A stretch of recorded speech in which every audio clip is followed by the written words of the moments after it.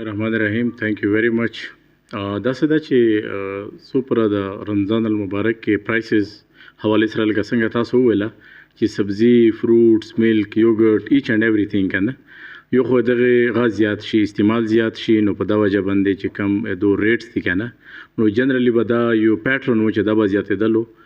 دا ځل الحمدلله موږ چې کم پلانینګ ورته کړی دی زموږ 15 مجسټریټس دي پرایس مجسټریټس دا روزانه کاروایي کوي روزانه اف آی آر هم کوو کسان هم نیسو چې کم سرکاري نرخ باندې شیزونه نه خرڅوي ورسره موږ اته پرایس مانیټرینګ ډیسک هم جوړ کړي دي.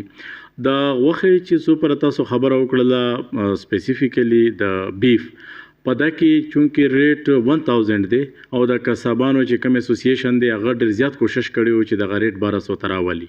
خو مونږ د عوام د سہولت دپاره دغه ریټ هغه په 1000 روپۍ یشت دی نو دیټس وای ځینې قصابان چې کله داسې د غوښه په 1200 یا 1300 یا زیاته خرڅه کړي هغو خلاف مونږ روزانه بنیاد باندې کاروایي کوو او هر یو مجسټریټ ته سپیسیفیک آرډرز دي چې به روزانه د غوښې چې کم ریټس یا به